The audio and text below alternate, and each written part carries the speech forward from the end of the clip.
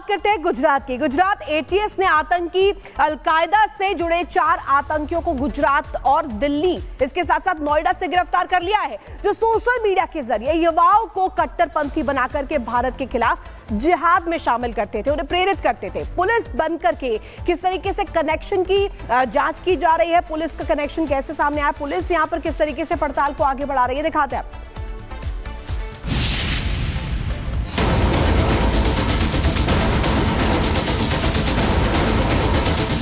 Al Qaeda के बड़े module का भंडाफोड़। नोएडा, दिल्ली और गुजरात से 4 आतंकी गिरफ्तार। उत्तर प्रदेश समेत देश से एक बड़ा संभावित खतरा उस वक्त टल गया जब गुजरात एटीएस ने एक बड़ी कार्रवाई को गुजरात, दिल्ली और नोएडा में अंजाम दिया। गुजरात एटीएस ने प्रतिबंधित आतंकी संगठन अलकायदा इन इंडियन सब कॉन्टिनेंट से जुड़े एक आतंकी मॉड्यूल का पर्दाफाश किया है। गुजरात एटीएस ने कुल 4 आतंकियों को गिरफ्तार किया है। माना जा रहा है कि एटीएस की इस कार्रवाई से देश पर मंडरा रहा एक बड़ा खतरा टल गया है। पुलिस सूत्रों से मिली जानकारी के अनुसार गिरफ्तार किए गए सभी आतंकी युवा हैं, जिनकी उम्र 20 से 25 साल के बीच है।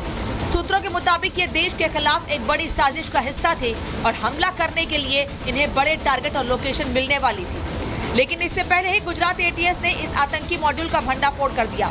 2 आतंकी गुजरात से, एक नोएडा और एक दिल्ली से गिरफ्तार किया गया है। 5 अकाउंट हैं। ये अलकायदा जो एक प्रोस्क्राइब टेररिस्ट ऑर्गेनाइजेशन है, इसकी विचारधारा का प्रचार प्रसार देश में कर रहे हैं। बहुत लोगों को धार्मिक आधार पे डेमोक्रेसी के विरुद्ध, भारत के विरुद्ध इनकी उश्केरनीजनक जो साहित्य है वो इन पे बारंबार शेयर कर रहे हैं। गुजरात एटीएस के मुताबिक पकड़े गए आतंकी अलकायदा का विज्ञापन कर रहे थे। इनमें से एक, जिसका नाम फरदीन है, उसके पास से अलकायदा से जुड़े दस्तावेज मिले हैं। ये लोग पाकिस्तान अकाउंट के भी संपर्क में थे। गुजरात एटीएस के डीआईजी सुनील जोशी ने बताया कि इन 4 आतंकियों से पूछताछ की जा रही है। इन आतंकियों तक हमारी टीम कैसे पहुंची, इसके बारे में बहुत जल्द एक प्रेस कॉन्फ्रेंस कर जानकारी दी जाएगी। एटीएस के डीआईजी सुनील जोशी ने बताया कि ये बड़े पैमाने पर आतंकी हमलों की साजिश रच रहे थे। जो चिंता की बात है, ये 4 आतंकी कभी आपस में नहीं मिले, बल्कि सोशल मीडिया के जरिए एक दूसरे से जुड़े हुए थे। ये लोग जो थे, ये इंस्टा के ऊपर अलग अलग ग्रुप्स बना करके क्लोजली अपनी जो टेररिस्ट आइडियोलॉजी है उसका प्रचार प्रसार करते थे। डेमोक्रेसी भारत में ना हो, शरीयत लागू हो, इसके लिए इन लोगों के द्वारा बहुत सारा कंटेंट क्रिएट किया जाता था और सर्कुलेट किया जाता था। खास करके जो मोहम्मद फैक है, वो कुछ पाकिस्तानी इंस्टाग्राम अकाउंट्स के साथ भी कांटेक्ट में था। जो पाकिस्तानी इंस्टाग्राम अकाउंट्स जो है, इसको जिहादी एक्टिविटीज के लिए मटेरियल प्रोवाइड करते थे और ये बहुत सारी AQIS की एक्टिविटीज के लिए दोनों मिलकर के आगे की प्लान कर रहे थे। आपको बता दें, साल 2023 में इस आतंकी संगठन से संबंध रखने के आरोप में अहमदाबाद के अलग अलग हिस्सों से 4 बांग्लादेशी नागरिकों को गिरफ्तार किया गया था। अलकायदा से संबंधित एक उग्रवादी संगठन है। इसकी स्थापना 3 सितंबर 2014 को अयमान अल जवाहिरी ने की थी। AQIS भारत में अपने पैर पसारने की कोशिश कर रहा है, लेकिन खुफिया एजेंसियों की सतर्कता से ये अपने मंसूबे में कामयाब नहीं हो पा रहा है। गुजरात एटीएस ने अहमदाबाद से 2 आतंकी, तीसरे आतंकी को दिल्ली से और चौथे आतंकी को उत्तर प्रदेश के नोएडा से पकड़ा है। इस वक्त हम मोहम्मद फेक आतंकी के घर के बाहर मौजूद है, जहां पे गुजरात एटीएस ने रेड की थी। ये तस्वीरों के माध्यम से आप देख सकते हैं, मोहम्मद फेक यहीं पर अपने परिवार के साथ रहता था। हालांकि अब फिलहाल घर के बाहर जो है ताला लगा हुआ है, घर के लोग जो है अंदर मौजूद नहीं है। लेकिन पुलिस का कहना है कि जब गुजरात एटीएस कल के दिन यहाँ पर आई थी तो लोकल पुलिस को जानकारी दी गई। लोकल पुलिस की टीम यहाँ पर पहुंचती है। पहुंचने के बाद घर के अंदर से मोहम्मद फेक जो है आतंकी अलकायदा का बताया जा रहा है, वो डायरेक्ट इनके संपर्क में था, उसको यहाँ से गिरफ्तार करके निकल जाती है। दिल्ली पुलिस की special cell, Delhi local police, UP ATS ने इस ऑपरेशन को अंजाम दिया। इन 4 की 14 दिन की रिमांड मिली है।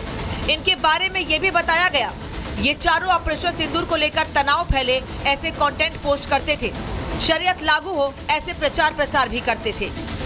15 अगस्त से पहले बड़ी कामयाबी गुजरात एटीएस को लगी है। अब गुजरात एटीएस सभी 4 को, आतंकियों को अलग अलग बिठाकर पूछताछ कर रही है और ये पता लगाने की कोशिश की जा रही है कि 4 आतंकी अलकायदा से कितने समय से संपर्क में थे, जुड़े हुए थे और क्या मकसद था जो कि अलग अलग स्टेट में रुके हुए थे। अपनी पहचान बदल कर वो जानकारी जुटाई जा रही है। हालांकि इनके पास से जो इलेक्ट्रॉनिक गैजेट्स रिकवर किए हैं, उन गैजेट से भी पुलिस जानकारी जुटाने की कोशिश कर रही है। फिलहाल सुरक्षा कारणों से इन आतंकियों के बारे में एजेंसियों ने अधिक जानकारी साझा नहीं की है।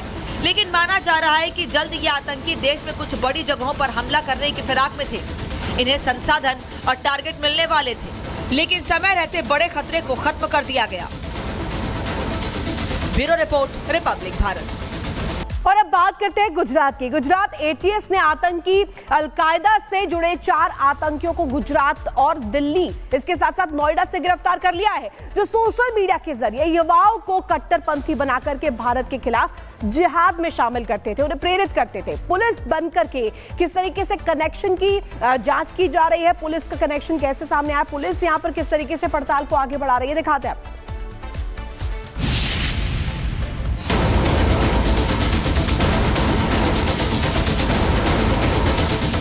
अलकायदा के बड़े मॉड्यूल का भंडाफोड़।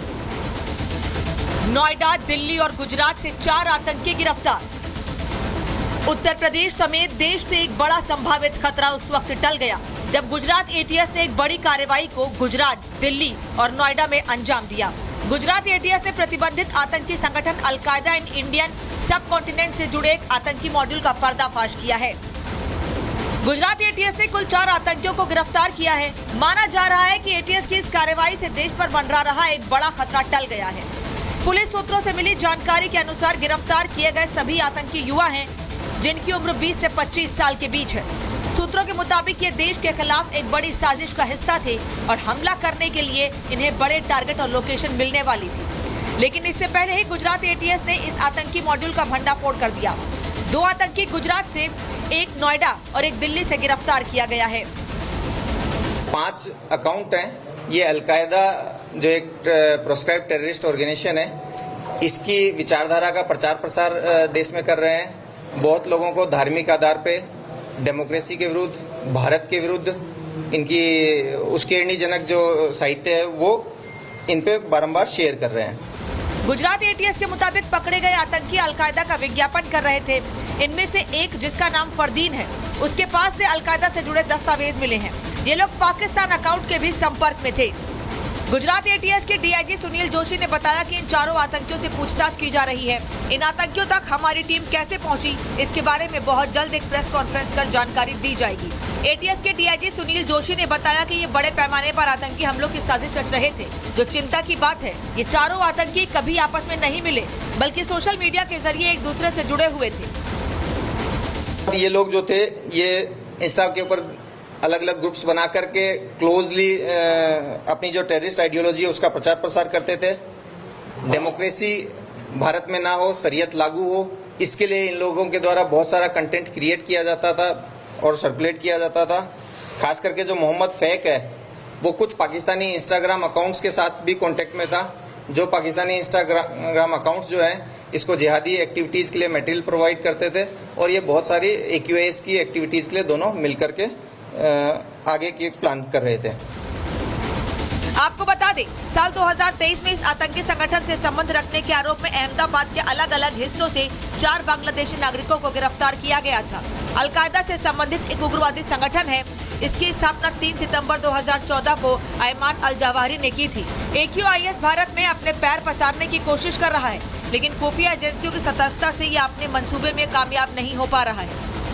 गुजरात एटीएस ने अहमदाबाद से 2 आतंकी, तीसरे आतंकी को दिल्ली से और चौथे आतंकी को उत्तर प्रदेश के नोएडा से पकड़ा है। इस वक्त हम मोहम्मद फेक आतंकी के घर के बाहर मौजूद है, जहां पे गुजरात एटीएस ने रेड की थी। ये तस्वीरों के माध्यम से आप देख सकते हैं, मोहम्मद फेक यहीं पर अपने परिवार के साथ रहता था। हालांकि अब फिलहाल घर के बाहर जो है ताला लगा हुआ है, घर के लोग जो है अंदर मौजूद नहीं है। लेकिन पुलिस का कहना है कि जब गुजरात एटीएस कल के दिन यहाँ पर आई थी तो लोकल पुलिस को जानकारी दी गई। लोकल पुलिस की टीम यहाँ पर पहुंचती है। पहुंचने के बाद घर के अंदर से मोहम्मद फेक जो है आतंकी अलकायदा का बताया जा रहा है, वो डायरेक्ट इनके संपर्क में था, उसको यहाँ से गिरफ्तार करके निकल जाती है। दिल्ली पुलिस की special cell, Delhi local police, UP ATS ने इस ऑपरेशन को अंजाम दिया। इन 4 की 14 दिन की रिमांड मिली है। इनके बारे में ये भी बताया गया, ये 4 ऑपरेशन सिंदूर को लेकर तनाव फैले ऐसे कंटेंट पोस्ट करते थे, शरीयत लागू हो ऐसे प्रचार प्रसार भी करते थे। 15 अगस्त से पहले बड़ी कामयाबी गुजरात एटीएस को लगी है। अब गुजरात एटीएस सभी चारों को आतंकियों को अलग अलग बिठाकर पूछताछ कर रही है और ये पता लगाने की कोशिश की जा रही है कि चारों आतंकी अलकायदा से कितने समय से संपर्क में थे, जुड़े हुए थे और क्या मकसद था जो कि अलग अलग स्टेट में रुके हुए थे। अपनी पहचान बदल कर वो जानकारी जुटाई जा रही है। हालांकि इनके पास से जो इलेक्ट्रॉनिक गैजेट्स रिकवर किए हैं उन गैजेट से भी पुलिस जानकारी जुटाने की कोशिश कर रही है।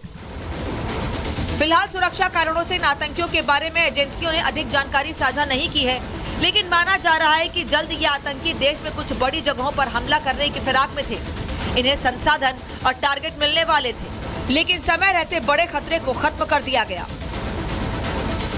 Bureau report, Republic Bharat.